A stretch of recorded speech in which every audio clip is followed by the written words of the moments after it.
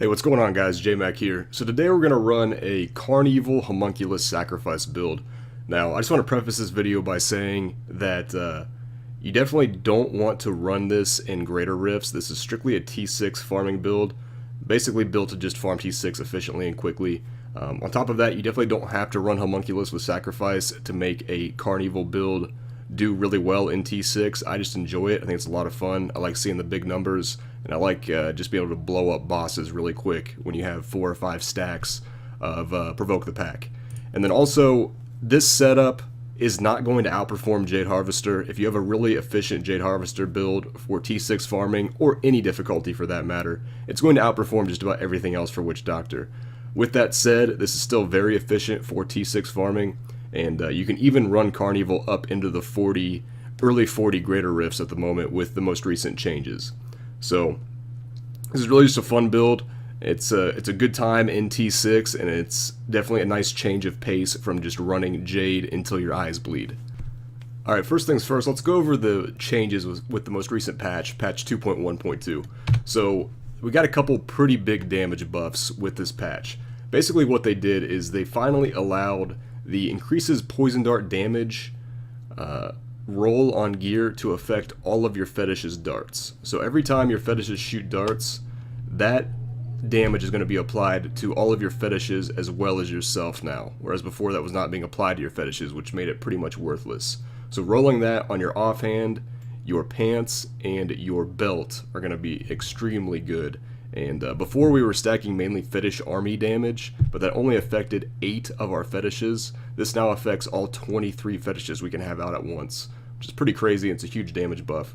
The second big damage buff was that Simplicity Strength now also affects the fetishes. So that extra damage from this is applied to all of your fetishes when they shoot darts now. Another pretty giant buff, and is what it really, as long as you're running a Unity, which we're not running a Unity for T6, but if you are running a Unity setup and probably a Zuni string and a few other variations, probably a Witching Hour or something like that, you can run up into the early 40 Greater Rifts. I know a couple people that have done 41s with this build, and I personally have done, I believe, a 39, as long as I'm running a Unity and a Witching Hour and the proper setup for Greater Rifts. So it's definitely possible to do now with the damage buff. It's still not going to compete with Jade.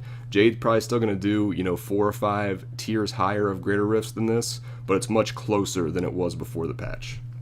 Alright, spec-wise, it's pretty standard for the most part. We're going to be running Poison Dart, Snake to the Face. Now, you don't need to run Snake to the Face. You can run Splinters if you want to for more damage.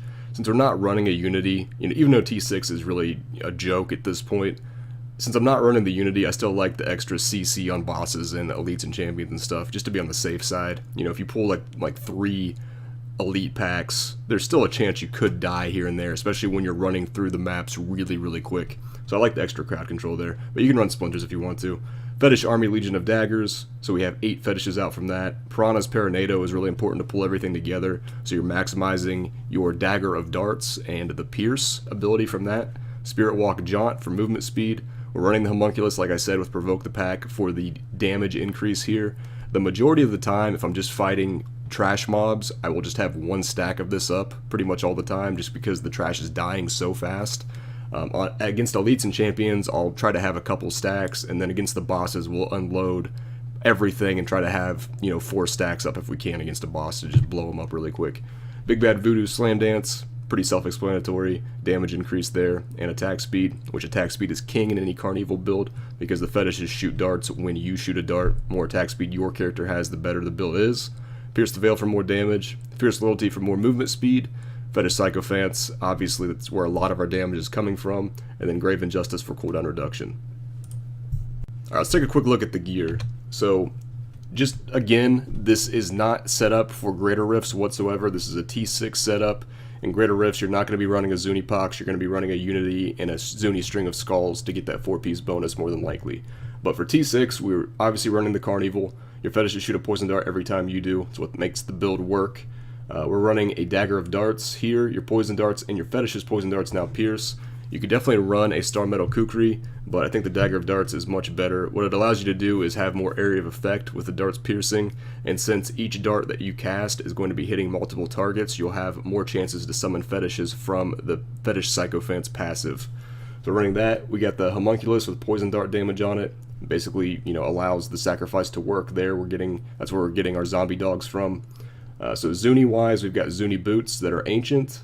We've got the Zuni chest that's ancient with fetish army damage on it.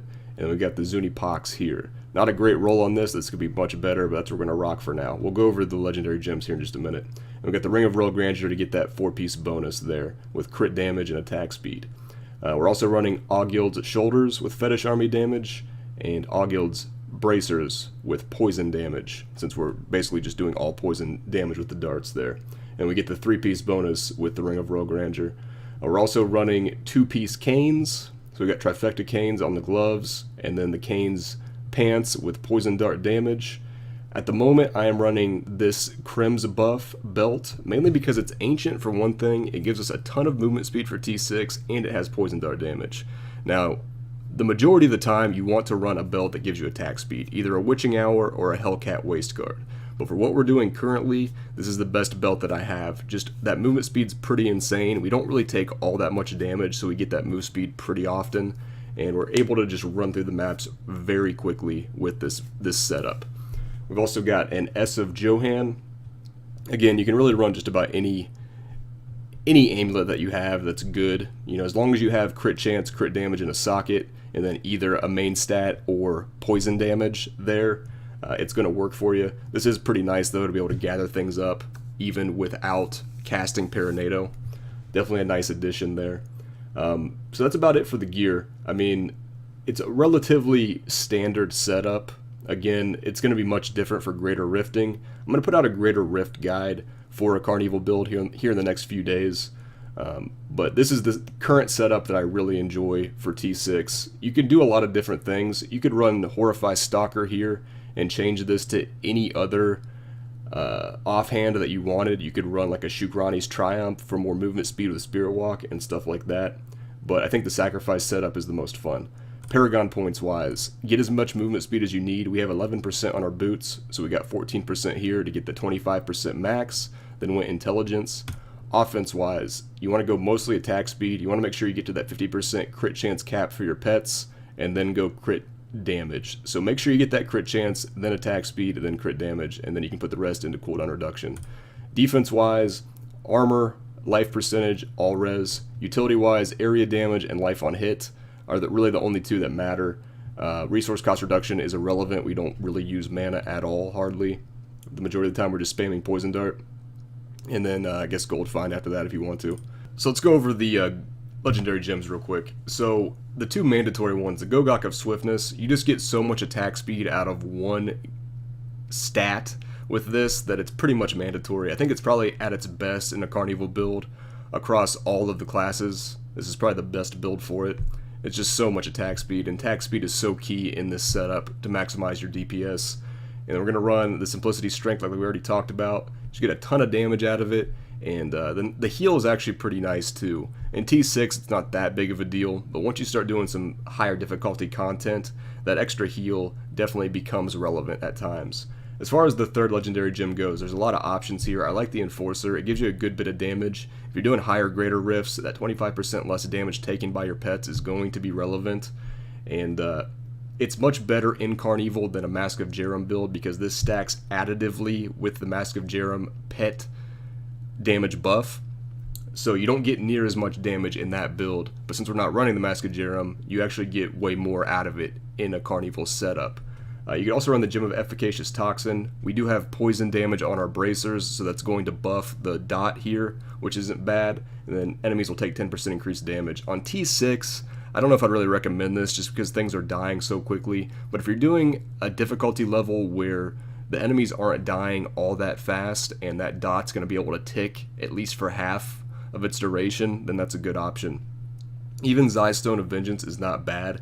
This is a multiplier, a damage multiplier. So even if, say, you only get half of the damage, even if you're at half of the max range, it's still a pretty nice damage addition there. So that's definitely an option. Another option would be the Pain Enhancer, as long as it's ranked up to rank 25 to get more attack speed. If you're going to play that way, you need to make sure that you're relatively close to the enemies, though, to get the extra attack speed.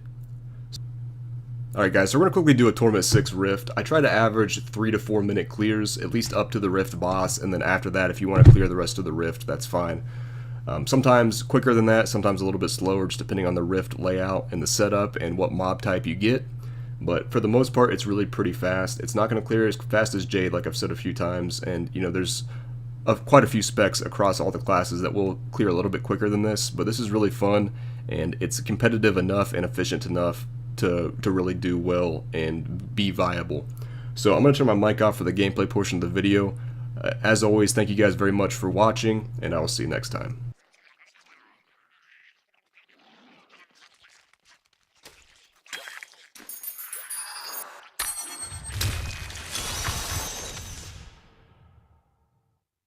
Prove yourself worthy.